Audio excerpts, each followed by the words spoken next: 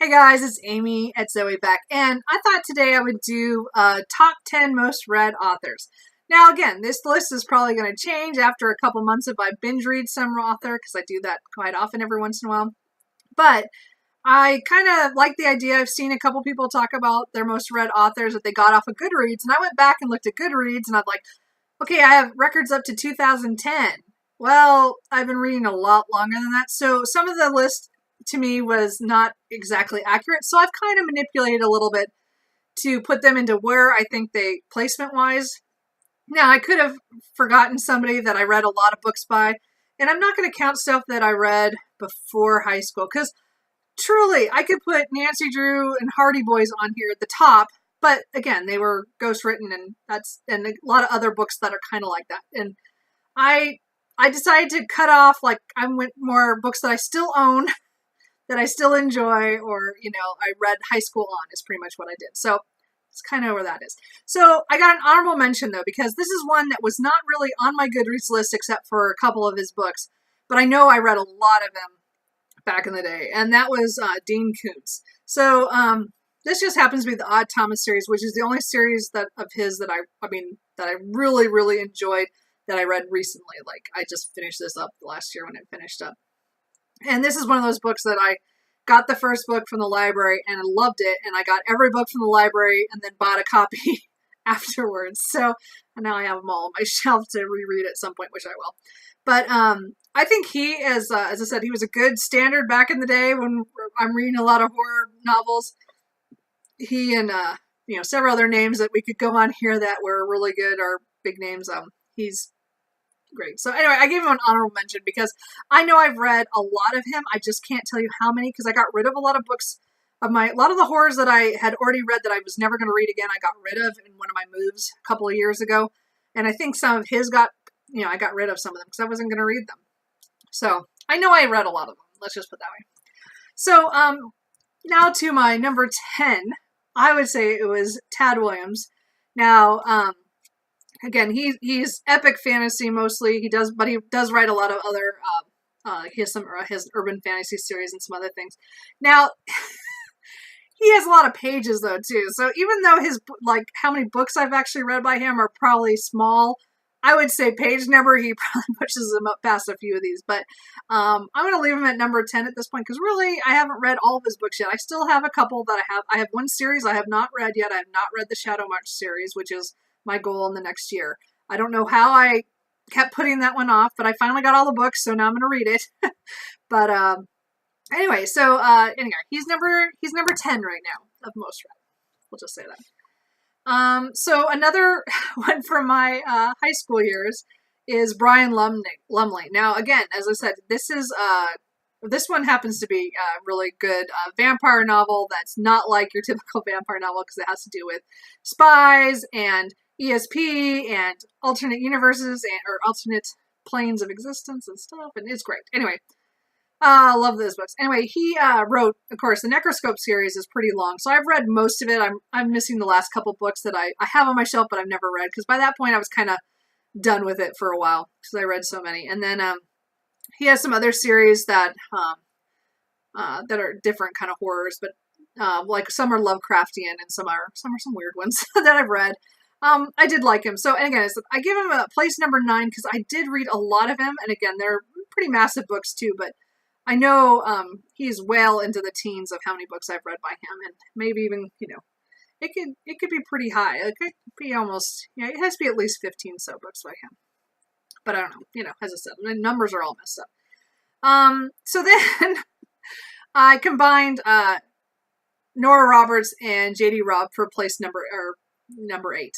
So I've read, pretty much half and half. So I've read J.D. Robb's books, and I've read a lot of some of the romance books of Nora Roberts, but a lot of the suspense ones. I went through a period where she had a series where they were all very suspenseful, and I think she's still doing it. I'm talking years ago when she started doing those, and they were hardbacks, and I got them, at the library and stuff. So I don't actually have records of how many I've read. on Goodreads, I have quite a few, so I'm guessing she fits at number 8 at this point. But as I said, I kind of combine them, even though they're completely different kinds of writing. But again, it's the same author, and I do pick her up every once in a while. And again, I need to get farther into this series. In Depth is just, I just need to read more. And then, so she might go higher in the list once I get through those, because there's like 40-some books, and I'm like 30 behind. So then, number 7 is Bill Crider. Again, he is one of my favorite mystery writers, cozy mystery writers. He writes about Texas, and this is like the small town sheriff, or small county, and I just love these books. And again, this happens to be the book that I'm going to pick up here in a few days here. But, so I've read over 20 of his books, because there's 21 in this series that I've already read, and then I've read a couple from his other series that I didn't like quite as well. They were just, they just didn't connect to me. This is my favorite series, and so as long as he keeps printing them and writing these, I will be reading them. Another one, okay, not another one. Well, there's another one. So what did I say, 6? You're at 6. So number 6 is one of my first ones that's like, it's kind of like, well, like Nora Roberts has different names, and then she does different kinds of, romances within those, and then she has J.D. Robb, which is the futuristic, cop one, which I love. Anyway, Maya Banks is one of the authors on my list here. There's a couple of them that have several series that are either ongoing, or I've read, or, trilogies. She was writing so much in the last few years. I mean, the last few years have been a little bit lighter on her writing because she had some health issues, but overall, she has so many books out that I'm still catching up. So there were many series that I've read. There's a couple erotic series that I have read, and then there's these are suspenseful romances, has to do with the people saving other people, and of course, people fall in love with everybody, or fall in love with each other anyway. And then there's another series, I think like more of a psychics one with action as well. And then she has historical romances, like Scottish, ones. So it's kind of, she has quite a few series, and I've read some of like everything. So I haven't finished any of the series. Like a lot of the series, I'm always behind by a book or two. So I have a lot to still catch up on. But she still comes in at number 6 because I've read so many of them, and there's so many still to go. So we'll keep reading her. So here's my other horror on here, which is Stephen King. So I have no idea actually how many Stephen Kings I've read. The list on here, I came up with about, and counting on my shelf, I came up to about 25 easy. So I know I'm missing some though, because there's not a lot of them I don't own, or there's ones I don't own, and then I know that there's some that, I'm just not thinking of. So anyway, he's definitely in, at least at this point in the list, at number 5, because I've just read a lot of him over the years, and it's not just been in high school and college. I actually read him on and off all those years. So I have one on my shelf right now that I want to read, is Mr. Mercedes, which I haven't done yet.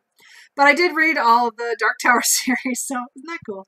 Anyway, so I think he fits well right there, because he's one of those authors, very prolific, and I've only read like a portion of his books. I have a lot to read of his still. And then one of my my favorite urban fantasy writers is Simon R. Green.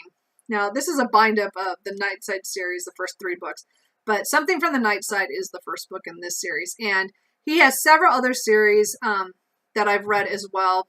Some of them, like this one, to completion.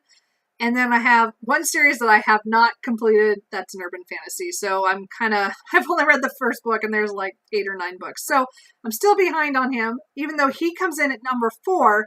I know that once I get into that last series, I'm going to blow through. Now, I have just finished one of his newest books, or his newest book.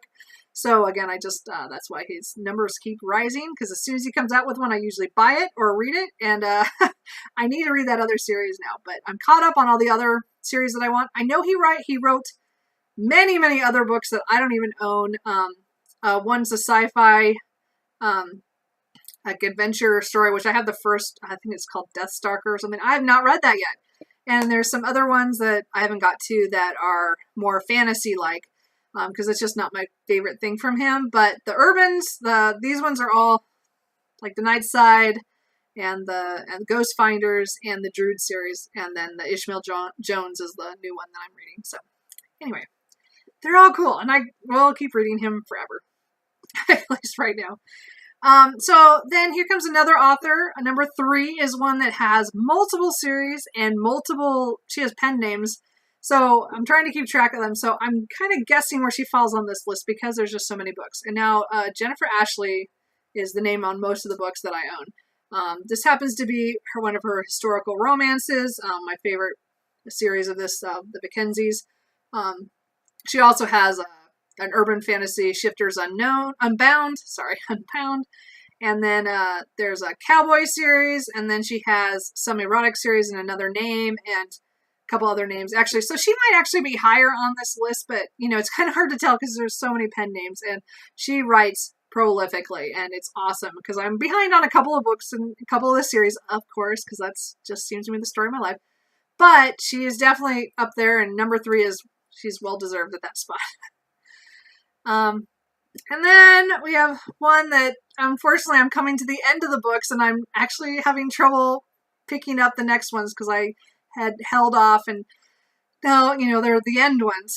So of course that is Terry Pratchett. Now I loved the Discworld books. I read them like in a blur a couple of years ago. I just got them repeatedly from all through the library. So I have a few copies of a few of my favorite books, and some I just picked up along the way, but I don't actually own most of them. Night Watch is one of my favorites. I love the Guards. They're all my favorite. Those books are my favorite. I mean, Guards is my favorite book. But this is definitely one of them. Anyway, so it's really bittersweet, but I'm coming to the end, and I still have, I think, 2 or 3 books at least past this one. I'm not sure. Actually, I'm afraid to go look to find out how many. But I am coming to the end, but he right now rests at number 2, so I'm, that's really so sad. And then my number 1 was not really a surprise to me by my Goodreads number. She was definitely the top. And I mean, maybe some of these others might pass her later on, or they might actually be past her and I'm not remembering them all. But really, she's my favorite author right now, just because she brings something out and I read it right away. So, and then I do a lot of rereads on her stuff, which I think that's kind of important. Not everybody does rereads. I actually like to do that when I don't want to pick up something new. I'll go and reread one of my favorite books. And her series are ones I pick up, like I'll read 2 or 3 of them in a row as a reread before I'll pick something else up sometimes. So, and that is Nalini Singh. Now, again, she has a couple of different series. She has this one, which is the Guild Hunter series. The new book is coming out in a couple weeks. Woo-hoo! And then, then the other series is the Psy Changeling series, which is her longest one. She also has a contemporary romance series as well called the Rock Kiss series. And I just adore her characters, and her world building in her the more urban fantasy ones are awesome. Well, these are more paranormal romances, but I really enjoy them because the worlds are so awesome, and the books do interconnect. Read them in order. Do not read them out of order. Very important. But I think they're totally worth it. And again, she is one of my favorite writers right now. She's a joy to read is pretty much where I want to go with that. So anyway, so those are my top 10, 11 authors, most read authors that I guesstimated. I think I've read.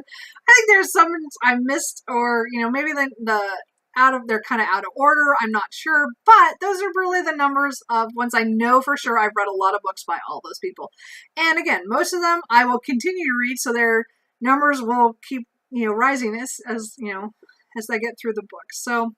Anyway, so, hey, any of these authors are some of your favorites? Or you also have read all their books? Really want to talk about books? So, hey, talk to me in the comments. See you guys later. Bye.